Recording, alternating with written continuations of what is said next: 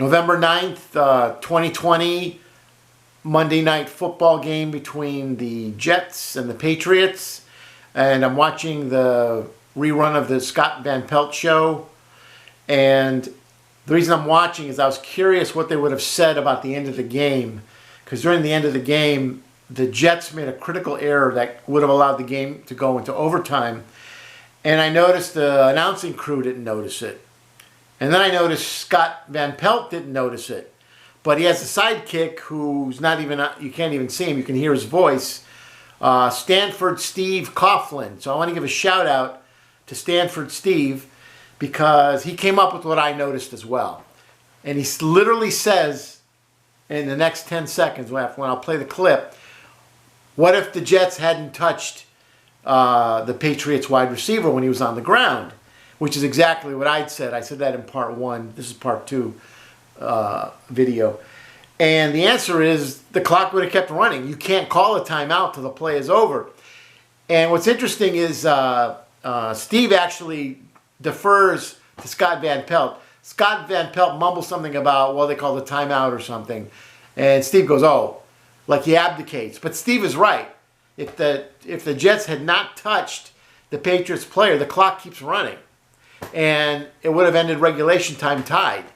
It is the #1 point, and frankly, I'm disappointed that it's been buried. It'll probably never come up. And I want to give props to Steve for noticing and for mentioning it. And I understand why Scott Van Pelt maybe ignored it. They were on the air barely minutes after the game ended. I was watching a rerun when I noticed the comment.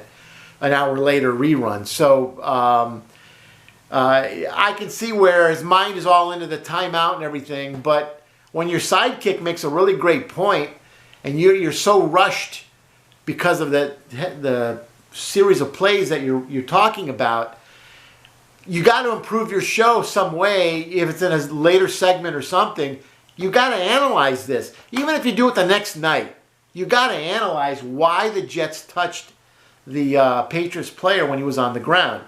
So I'm going to play the short clip and I'm going to repeat it a couple times and listen for what Steve says because it's exactly what I said.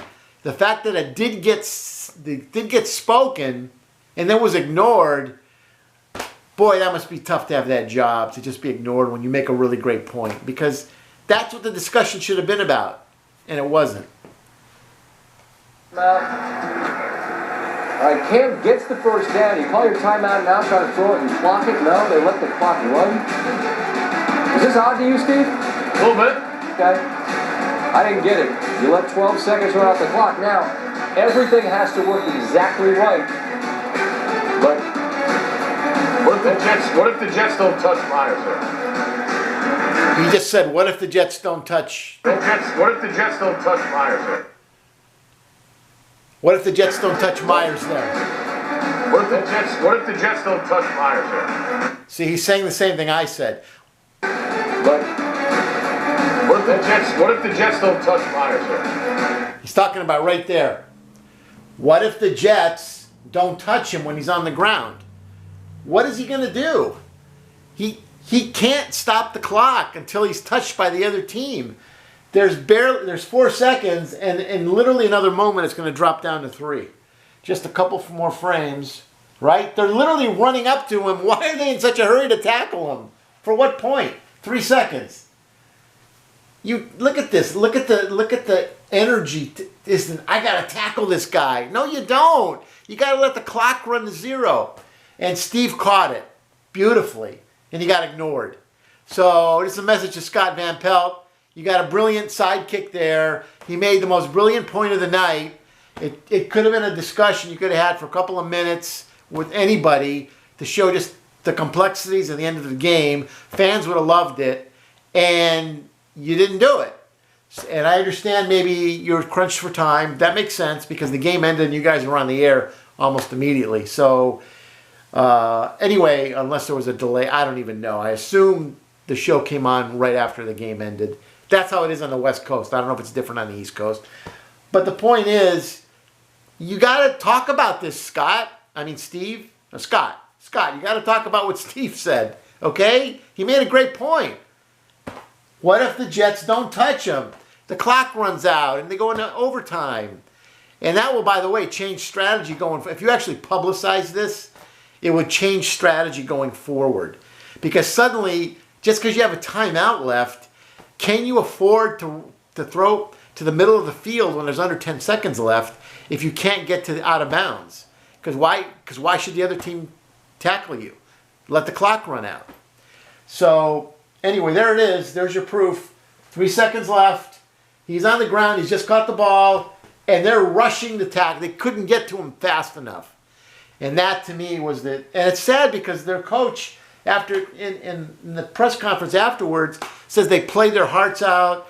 You know, we hate being 0-9, I think it is. And I'm like, yeah, but this play right here at the end of the game. You know, and then by the way, let me back up and just say, I don't think I've ever seen this done before. What I'm suggesting and what Steve suggested, I don't think it's been done before. I don't think there's been a time where you just let the player roll around on the ground and let the clock run out. I just think the football player's instinct is to tackle the guy. And so I don't know if this has ever been done where they realize the clock's almost gone and I'm not going to tackle the guy. So let the clock run out. But anyway, props to Stanford Steve and Scott Van Pelt. I hope you see this someday and realize, wow, my guy made a really great comment and I couldn't address it. And maybe you still should. It would make a fun little segment, don't you think?